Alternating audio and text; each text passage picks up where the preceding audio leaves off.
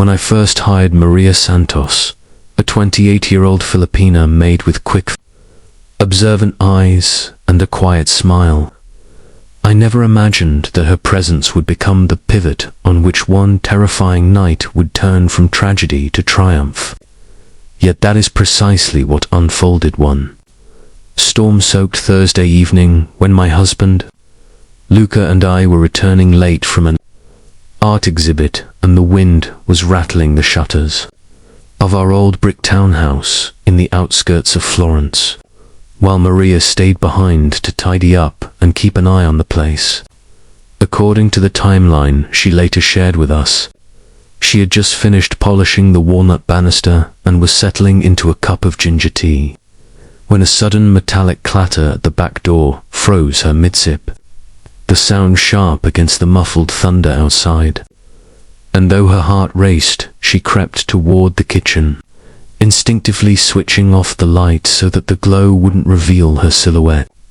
And there, in the darkness, she saw the door handle twitch,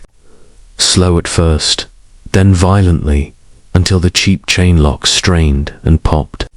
revealing two figures in dripping black jackets and ski masks,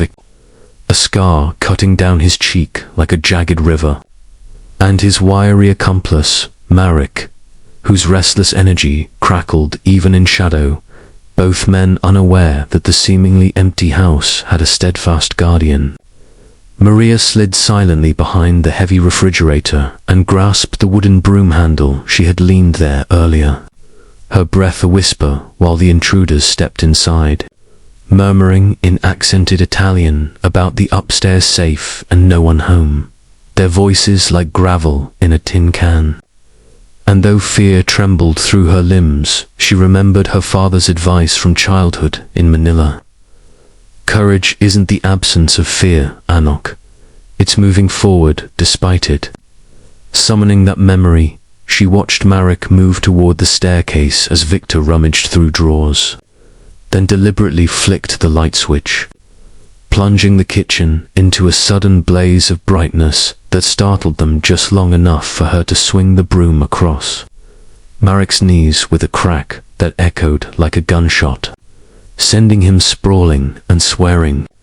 which drew Victor's rage and a lunging grab, but Maria darted back, yanking a heavy iron pan from the rack and hurling it against the wall to create a diversion before sprinting toward the living room, mind racing with half-formed plans and a single goal: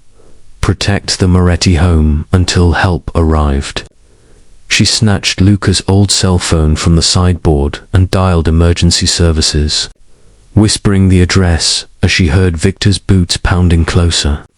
his harsh breath a wolf behind her, so she ducked behind the thick velvet curtains just as he entered, his knife glinting under the chandelier. And she remembered the ornate cane Luca's grandfather had left by the fireplace, an antique but solid, grabbing it and thrusting forward when Victor yanked the curtain aside,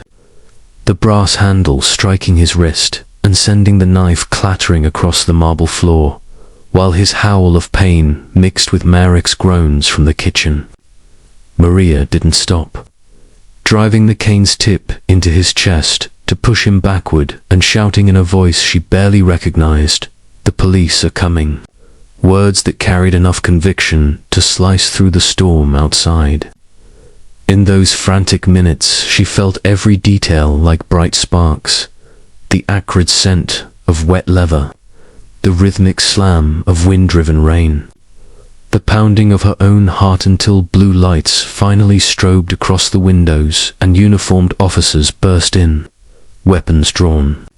to find a petite maid standing over to disarmed, cursing men. When Luca and I arrived moments later, escorted past the flashing lights and curious neighbors, we found Maria with a small cut on her forehead, but a calm that humbled us both. And as she recounted her quick thinking, locking the wounded intruders in the parlor until police cuffed them, I felt a flood of awe and guilt, realizing how often I had thanked her with polite smiles, but never with the deep respect she deserved. Over the following weeks, the story spread through our community. Newspapers calling her the brave maid of Via Bellini, though she shrugged at the attention, insisting she only did what anyone would do, but I knew better. Courage like that is rare and radiant, and every creak of the house now reminds me of the night Maria proved that true heroism can reside in the quietest hearts, teaching me that bravery is not measured by stature or status, but by the fierce decision to stand unyielding when darkness tries to break in.